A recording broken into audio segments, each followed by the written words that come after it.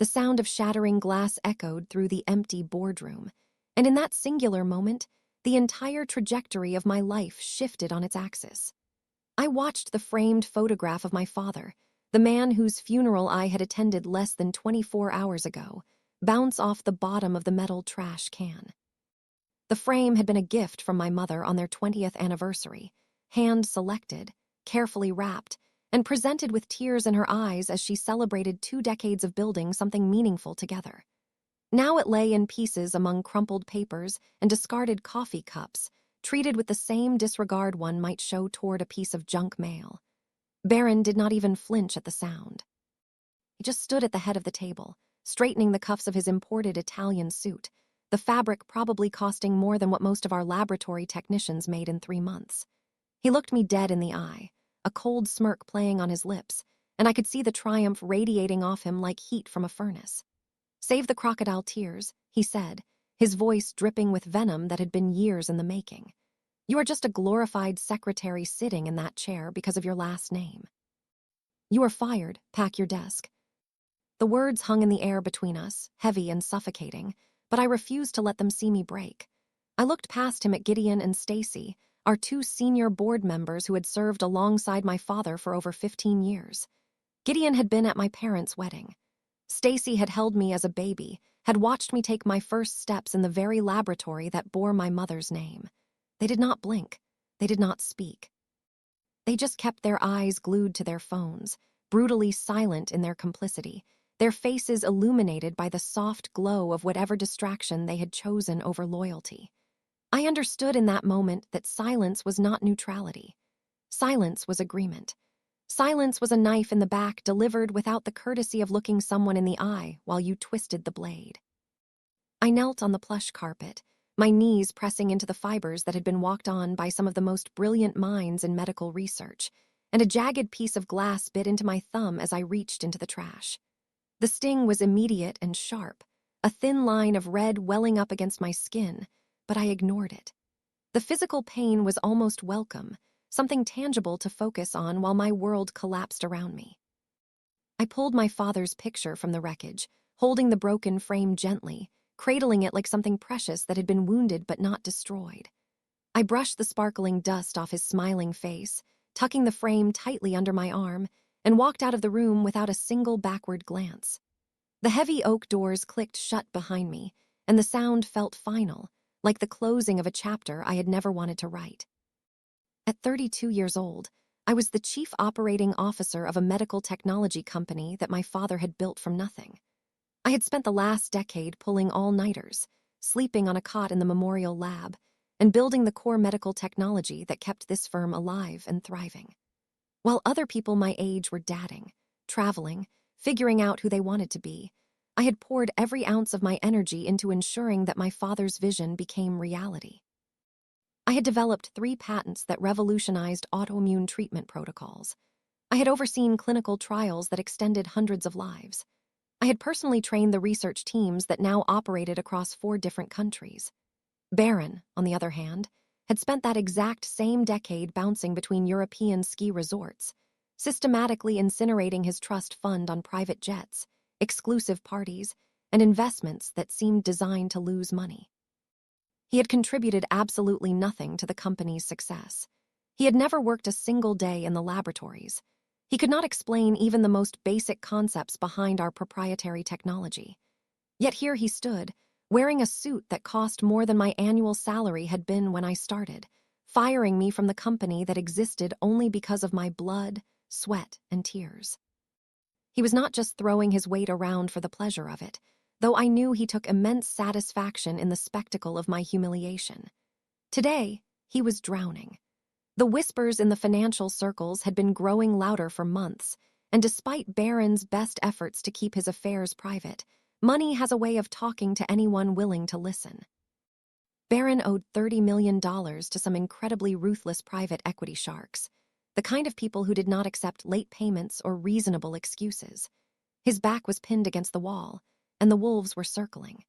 To save himself from financial ruin, or perhaps something far more permanent, he needed cash fast. So he had bought off Gideon and Stacy, promising them massive golden parachutes to form a 40% voting bloc that would outweigh my 49% inheritance. That unholy alliance completely neutralized my ownership stake, leaving me powerless in the very company my father had built from the ground up. He had orchestrated this ambush to force a rapid sale of my father's life's work just to bail himself out of a massive hole he had dug entirely through his own greed and stupidity. They thought I would break. They assumed I would throw a tantrum, beg for my job, perhaps cry in the hallway like the glorified secretary he had accused me of being. But they vastly underestimated who they were dealing with. The elevator dropped to the basement, each floor passing with agonizing slowness as I tried to process what had just happened. I walked out into the concrete parking garage, my heels echoing in the hollow space, the sound sharp and lonely against the industrial walls. I unlocked my car, slid into the driver's seat, and slammed the door with more force than necessary, the sound satisfying in a way that nothing else had been today. My hands gripped the leather steering wheel until my knuckles turned stark white, the pressure grounding me in a reality that felt increasingly surreal. A heavy lump formed in my throat, threatening to choke me, and for just a moment I allowed myself to feel the full weight of everything that had happened. My father was dead. My stepbrother had just publicly humiliated me. My life's work was being stolen out from under me by a man who had never earned a single thing in his entire privileged existence. I swallowed the lump down hard, forcing the grief and rage into a small box somewhere deep inside my chest. There would be time to process later. Right now, I had work to do. I reached into my pocket and pulled out my phone, the screen lighting up the dark interior of the car with its familiar glow. I opened a text thread with Nicole, my closest friend, and an absolute shark of a corporate attorney who had been waiting for this exact moment for nearly 3 years. We had discussed every possible scenario, every potential move Baron might make, every counter strategy we could employ. We had prepared for war hopping it would never come, but knowing in our bones that it was inevitable. I typed 3 words and hit send. It is time. Initiate. My phone buzzed in the cup holder almost immediately, a company-wide email alert lighting up the screen. The subject line read leadership transition, and I felt a fresh wave of disgust wash over me. Baron could not even wait a full hour. He had already blasted a message to all 400 employees, eager to consolidate his victory and establish dominance over every single person in the building. I tapped the glowing screen and began to read. At the very bottom, beneath the sterile corporate jargon about restructuring and new horizons, he had added a personal sign-off that made my blood run cold. The princess has left the castle. Time to get back to real work. My jaw clenched so hard my teeth ached, the pressure nearly enough to crack a molar. Before I could even toss the phone onto the passenger seat in disgust, the screen flashed with an incoming call. It was Dr. Thomas, a man who had run our research and development division since I was in middle school, who had taught me my first chemistry lesson, who had cried at my father's funeral just yesterday. "Sarah," he gasped, his voice trembling and completely stripped of its usual calm authority. "He is destroying it." My stomach dropped through the floor of the car, my heart suddenly pounding against my ribs like a caged animal desperate to escape. "Destroying what, Thomas?" I asked, though some part of me already knew the answer. Some part of me had been expecting this since the moment Baron had smirked at me in that boardroom. "The Memorial Lab," Thomas replied, his words coming faster now, panic thick in his throat. That lab held my mother's name etched in bronze on the door, a tribute to the woman who had died too young, but had lived long enough to instill in me a fierce belief in the power of knowledge and compassion. It was the exact room where my father had finalized the formula for his first successful clinical trial, where he had spent countless nights working while I did my homework at the station next to his. Baron just signed the work order. Dr. Thomas continued. "Demolition starts on Monday. He is gutting the clean rooms to build a VIP executive lounge." The air in the car suddenly felt suffocatingly thin, and I found myself gasping for breath as the full scope of Baron's betrayal washed over me. "But Sarah, that is not the worst part," Thomas said, his voice dropping to something barely above a whisper. I gripped the steering wheel harder, my damaged thumb protesting with a fresh wave of pain. "He is selling the intellectual property. The entire autoimmune patent portfolio, the exact therapy that gave your father 3 extra years of life." He is handing it over to Vanguard Medical for pennies on the dollar. The final paperwork is being drafted right now. Vanguard. The vulture capitalists my father had absolutely despised, the ones who had tried to acquire his research during the early days when money was tight and the future was uncertain. My father had called them parasites, had sworn he would rather burn his work to the ground than let them profit from it. Now Barron was handing them everything, stripping the soul out of our life's work just to secure a $50 million golden parachute for himself and his cronies. He was going to burn down a legacy of saving human lives just so he could pay off his private equity bookies and buy another yacht to replace the one he had probably already lost. This was no longer just a bitter family feud over a leather chair in a boardroom. This was a hostage situation. Barron was a deeply insecure, terrified man wielding a wrecking ball, and he was swinging it directly at my family's heart. I hung up the phone without saying goodbye, the shock vanishing from my system and replaced by pure ice-cold adrenaline that made every sense sharper and every thought clearer. I shifted the car into drive and sped out of the garage, the tires screeching against the concrete as I pushed the accelerator toward the floor. Barron believed power lived inside custom Italian suits and closed-door boardrooms where deals were made over expensive scotch and even more expensive lies. He thought the people who mopped the lab floors and guarded the gates were completely invisible, beneath his notice, irrelevant to the grand machinations of corporate warfare. He had spent weeks buying off the wealthy directors, totally blind to the actual foundation of the company he was trying to destroy. That arrogant delusion was his fatal flaw, and I was about to exploit it with everything I had. Years ago, my father had established an employee stock ownership plan, a revolutionary idea that the board had fought him on for months before finally relenting. He had granted 11% of the company to the original founding blue-collar workers, the lifers who had been there since the days when the laboratory was nothing but a rented warehouse with leaky pipes and unreliable electricity.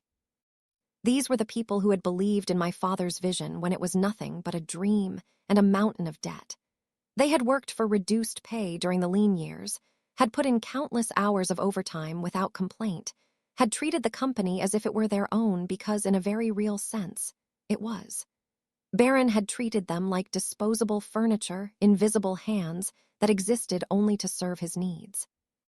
I had treated them like family, remembering birthdays and anniversaries, attending weddings and funerals, sitting in hospital waiting rooms when their children were sick. I drove straight to the working-class neighborhood on the south side of the city, the GPS on my phone guiding me through streets that became progressively narrower and more worn as I left the gleaming downtown district behind. I sat at Maria's cramped kitchen table in her small but immaculately kept apartment, the walls covered with photographs of children and grandchildren and great-grandchildren, a testament to a life rich in love if not in material wealth. She had cleaned our laboratories for 15 years, had seen every breakthrough and every setback, had silently witnessed the evolution of the company from a small operation to an industry leader. Hank, our senior security guard, sat right next to her, still wearing his badge as if he might be called back to duty at any moment. He had been with the company for 22 years, had known my father when he was still sketching ideas on napkins in the cafeteria, had walked me to my first day of work when I was barely old enough to understand what the company even did. I skipped the corporate speeches, the careful explanations and diplomatic language that Barron would have used in this situation. Instead, I slid Barron's demolition order and the Vanguard sale contract across the scratched wood of Maria's kitchen table, the papers stark and damning in the warm light of her home. They read the paperwork slowly, carefully, Maria's weathered hands tracing each line as if committing the betrayal to memory. They saw exactly how little Barron valued their sweat and loyalty, how easily he would discard decades of dedication for a quick profit. Hank's jaw tightened into stone, the muscles bunching beneath his weathered skin as his teeth ground together. Maria's hands shook, not from sadness or fear, but from pure, unadulterated rage that radiated from her like heat from a furnace. I pushed a single legal document toward them, an irrevocable voting proxy that Nicole had drafted months ago in anticipation of exactly this moment. "Keep your shares," I told them, my voice completely steady despite the hurricane of emotions raging inside me. "Keep your dividends. You earned every single penny. Just lend me your voice in the boardroom today. Let me hold the microphone." Maria grabbed the pen and signed her name with brutal force, the tip nearly tearing through the paper. Hank took the pen next, his signature firm and unwavering, a soldier's commitment to a cause worth fighting for. Within 2 hours, I had visited 6 more original employees scattered across the city, each one living in modest homes filled with the evidence of lives well lived despite modest means. Mechanics, warehouse leads, night shift supervisors, every single one of them signed the proxy without a second of hesitation. I bypassed the banks entirely, skipped the multi-million-dollar buyout negotiations that Barron had assumed would be necessary to gain control. Instead, I leveraged the sheer loyalty my father had left behind, the genuine relationships built on mutual respect and shared purpose. My voting power legally and instantly jumped from a minority stake to an absolute 60% majority, the kind of controlling interest that made shareholder meetings mere formalities and board votes meaningless. I possessed the ultimate weapon, and Barron had absolutely no idea it was pointed right at his head. He was probably still in his office, celebrating his victory with expensive champagne, completely oblivious to the fact that his empire had already crumbled beneath his feet. The main lobby buzzed with a frantic, terrified energy when I returned to the building later that afternoon. 400 employees stood packed shoulder to shoulder for the mandatory town hall meeting that Barron had called on 20 minutes' notice. At the front, standing on a raised platform like a king, addressing his subjects, Barron held a crystal champagne flute filled with something golden and expensive. He wore a sickeningly bright smile that stretched across his face like a wound, his teeth gleaming in the artificial light. He spoke smoothly into the microphone, spinning the absolute destruction of my father's life's work as a strategic merger that would take the company to new heights, referring to the impending mass layoffs as necessary operational streamlining that would position them for sustainable growth. Gideon and Stacy stood right behind him, clapping like trained seals at predetermined intervals, their faces masks of false enthusiasm barely concealing the guilt and greed underneath. I pushed through the heavy double doors at the back of the room, and the sound of my heels against the marble floor cut through Barron's speech like a knife through silk. The crowd parted instantly, creating a dead straight path to the podium, as if they could sense that something momentous was about to happen. His past insult echoed in my head, cold and arrogant, just a glorified secretary. But the woman walking down that aisle was not a secretary. She was an executioner. I marched straight up the steps of the platform, each footfall deliberate and measured, my eyes never leaving Barron's face. Barron stopped mid-sentence, his fake smile faltering as he registered my presence. "What is she doing here?" he hissed at Stacy, covering the microphone with his hand in a gesture he probably thought was subtle. "Call security." I stepped right into his personal space, close enough to smell his expensive cologne and the sour undertone of fear beginning to seep through his pores. I slammed a heavy manila folder directly onto the podium, right over his neatly printed cue cards, the sound echoing through the massive room like a gunshot. "This is a written consent of shareholders," I said, leaning into the microphone so my voice sliced through the absolute silence that had fallen over the crowd. "Signed and legally executed 10 minutes ago by a 60% absolute voting majority." Barron stared at the thick stack of papers, his eyes scanning the first page with growing confusion that slowly transformed into dawning horror.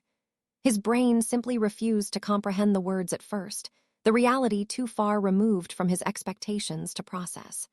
"Effective immediately, the board of directors is completely dissolved," I continued, my voice steady and cold as winter ice. I turned my head to look Gideon and Stacy dead in the eye, watching as they stepped backward as if they had been physically struck, their faces draining of color as the implications became clear. "And Barron, your contract as chief executive officer is permanently terminated. You do not work here anymore." Barron's hand began to shake violently, the tremor traveling up his arm until his entire body seemed to vibrate with barely contained panic.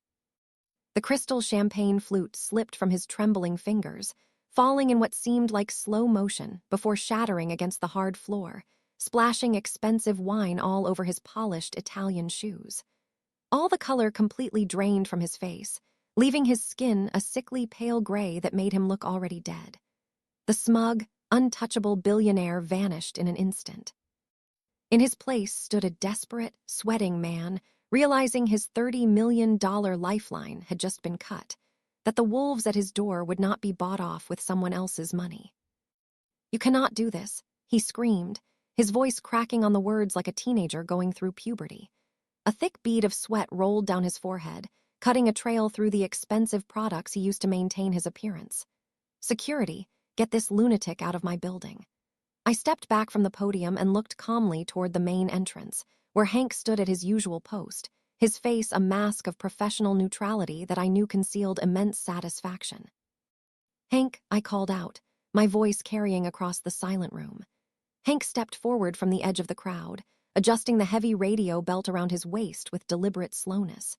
He cracked a wide, deeply satisfied smirk that transformed his weathered face into something almost youthful. "Please escort the former chief executive officer off our property," I instructed. Hank marched right up the stairs, his movements precise and powerful, decades of military training evident in every step. He did not ask politely. He grabbed Baron firmly by the bicep, his thick fingers digging deep into the expensive wool of Baron's custom suit, the fabric bunching under his grip. Baron thrashed and sputtered, spitting panicked threats about lawsuits and trespassing, and the powerful attorneys he would hire to destroy us all. But Hank just yanked him forward, physically dragging him down the center aisle while 400 employees watched in stunned silence. In the front row, Maria crossed her arms over her blue janitorial uniform, her spine straight and her chin raised in quiet triumph. A slow, proud smile spread across her face, erasing years of worry lines and making her look decades younger. Someone in the back started clapping, a single pair of hands cutting through the silence. Within 3 seconds, the entire lobby erupted into deafening applause, the sound building like a wave until it threatened to shake the windows in their frames. People were crying and hugging and laughing, years of fear and uncertainty released in a single cathartic moment. I stood at the podium, looking out over the sea of faces, finally breathing in the clean air of a future I had secured through patience and strategy, and the kind of loyalty that no amount of money could buy.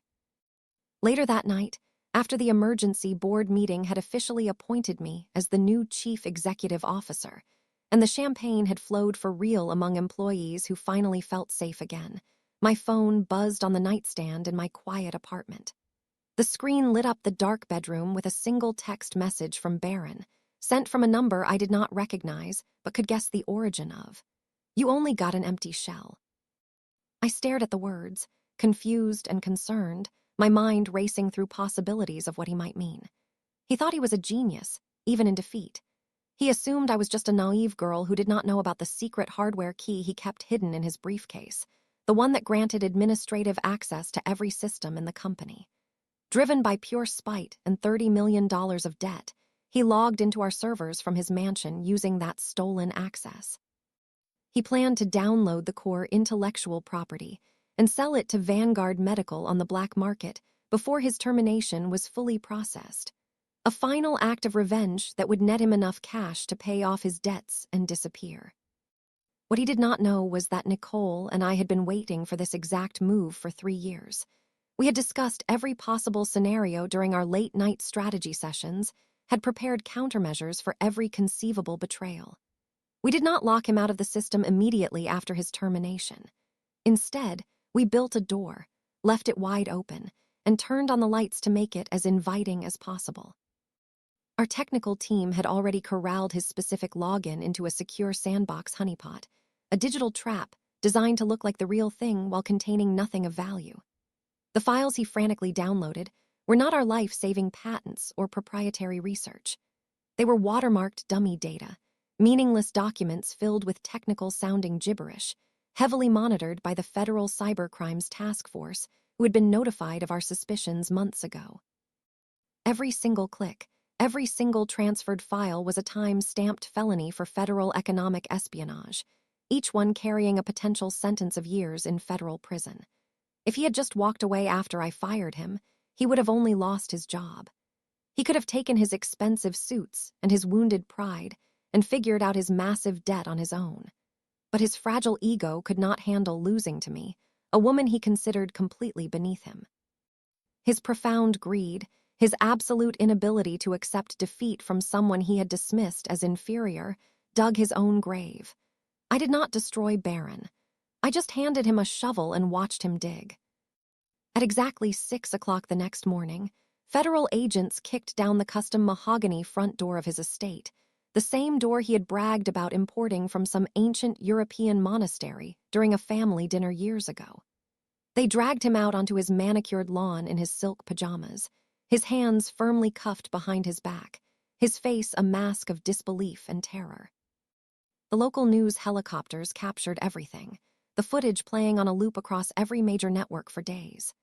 By noon, Gideon and Stacy had submitted their unconditional resignations in a desperate bid to avoid federal conspiracy charges, their lawyers negotiating behind the scenes while they hid in their gated communities.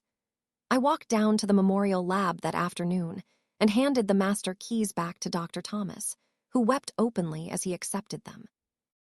Our legacy was finally safe, protected by the same people who had built it from nothing. The gavel came down exactly 3 months later in a federal courtroom packed with reporters and spectators eager to witness the fall of a man who had thought himself untouchable. The judge sentenced Barron to 84 months in a federal penitentiary for economic espionage with no possibility of parole before serving at least 60 months, each word of the sentence landing like a hammer blow against his shattered future. The court also ordered a total restitution of $30 million to be liquidated from his remaining personal assets, the exact amount he owed to the private equity sharks who had been circling for months. He lost the mansion. He lost the imported sports cars. He lost absolutely everything he had ever valued.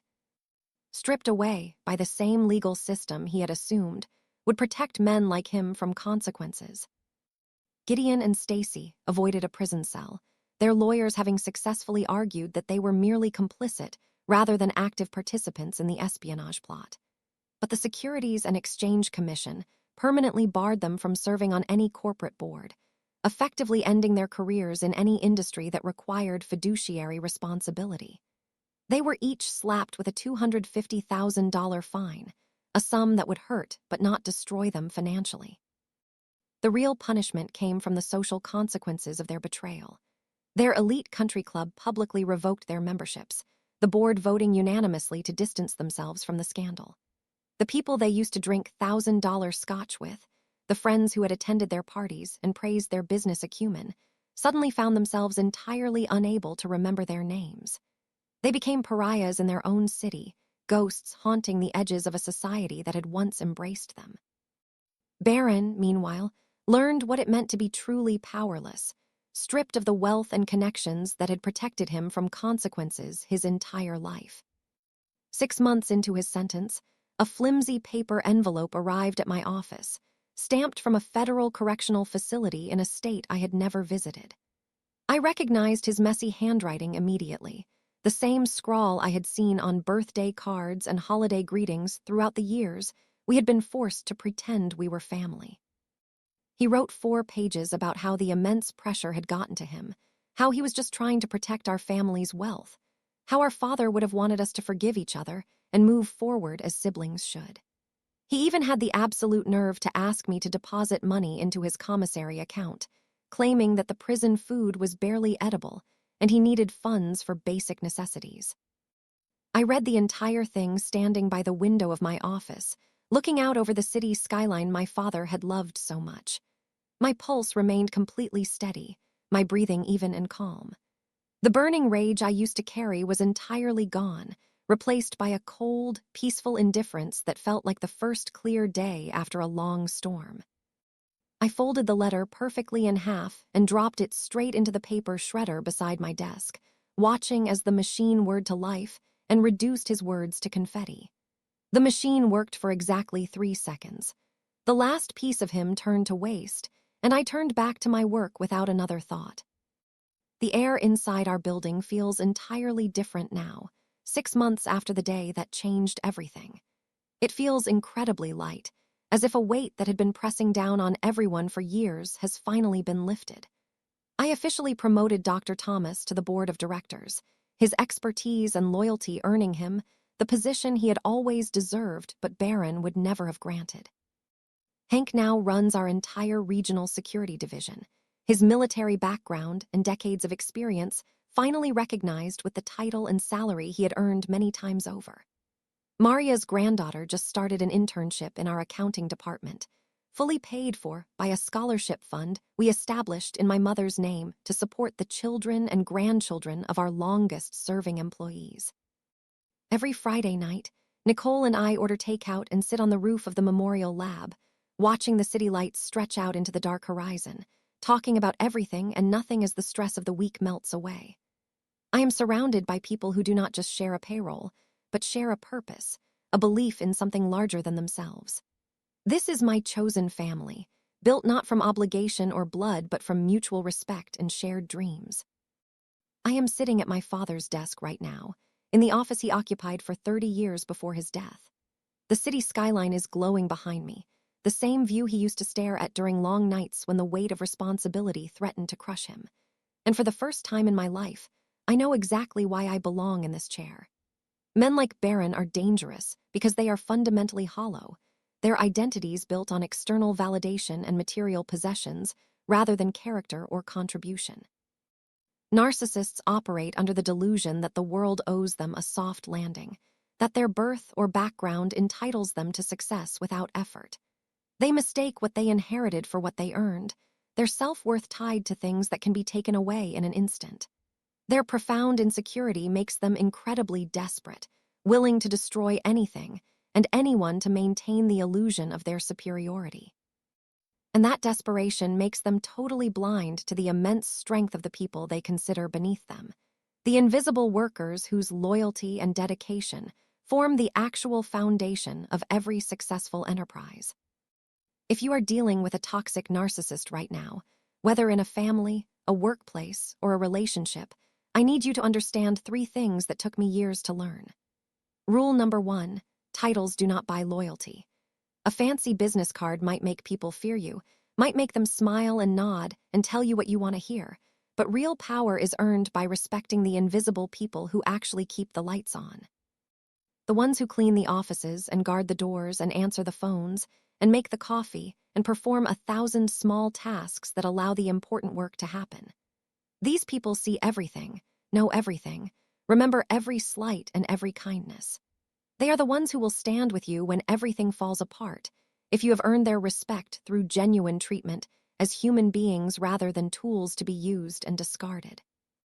Rule number 2, never back a grieving person into a corner. When Barron threw away my father's photo, when he fired me 24 hours after the funeral, he thought he was asserting dominance, proving his power over someone he had always resented. Instead, he completely freed me from my last remaining moral restraint. The grief that should have made me weak actually made me dangerous, stripping away the hesitation and diplomacy that might have otherwise guided my response.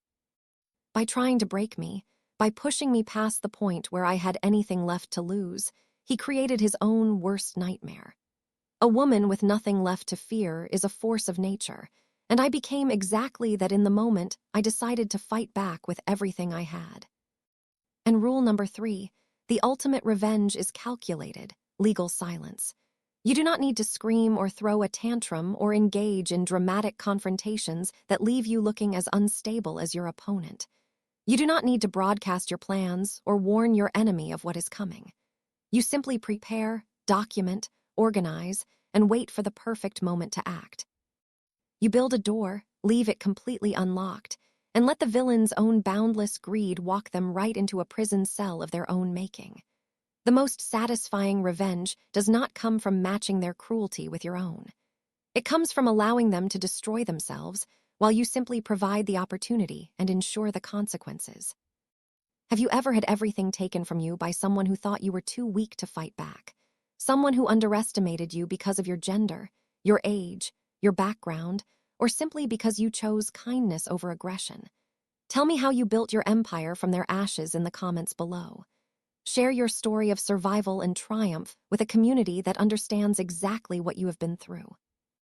and share this video with someone who needs a reminder today that no one can extinguish your fire unless you hand them the water.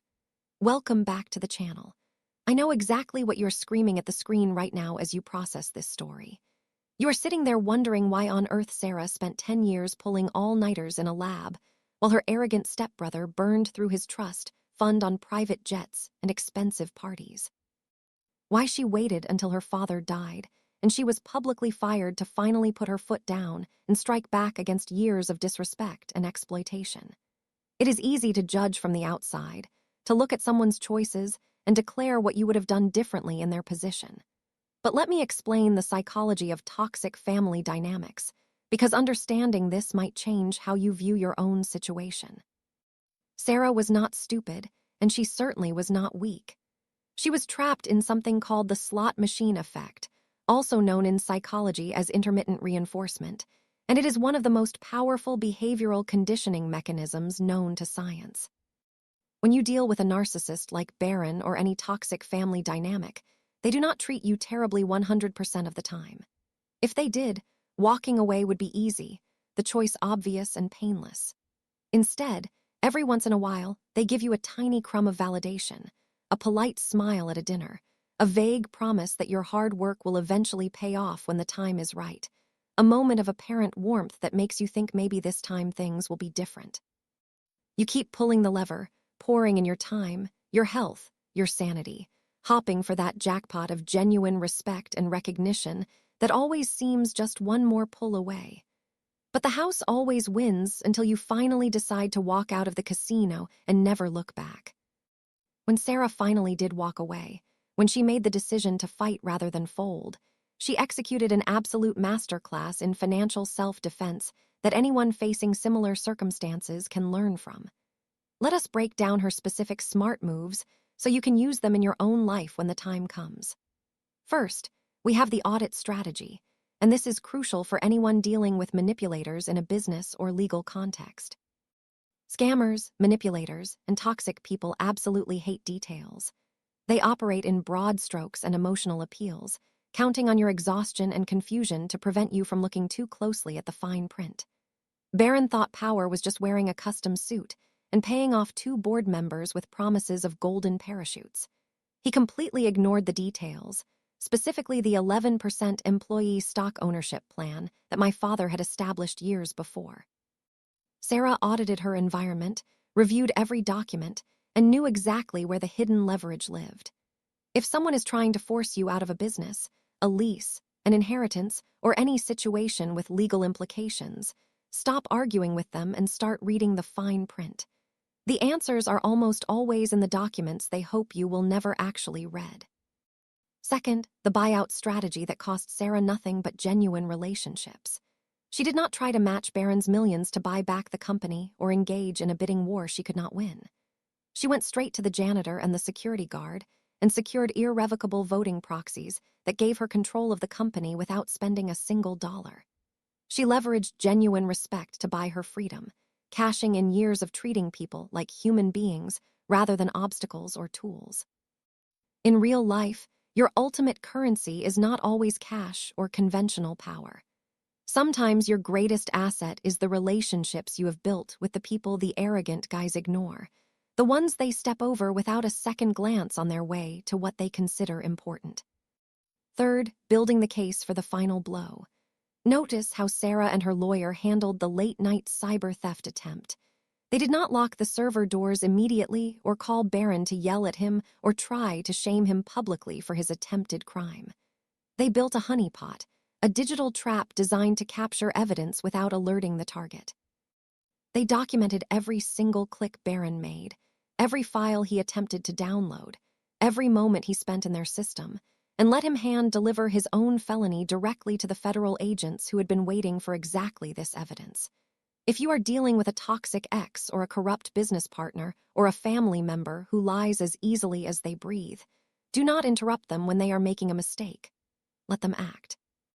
Document their choices quietly and build an airtight case that speaks for itself when the time comes. Here is the final verdict from this entire experience.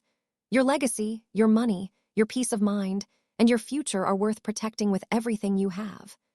But you cannot protect them with raw emotions alone, no matter how justified your anger might be.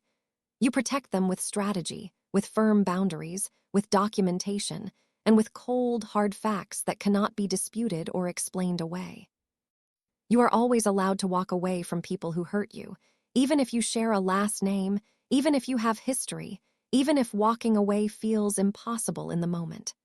The pain of leaving is temporary, but the freedom on the other side is permanent. Have you ever had to use the audit strategy or build a case against a toxic person in your own life? Have you ever found hidden leverage in documents someone hoped you would never read, or built relationships with people your opponent dismissed as insignificant? Drop your story in the comments below and let this community learn from your experience. Do not forget to subscribe for more deep dives into the psychology of survival and triumph over those who would seek to use and discard you. Every story shared is a light in the darkness for someone still fighting their own battle, still wondering if they have the strength to win. You do. You absolutely do.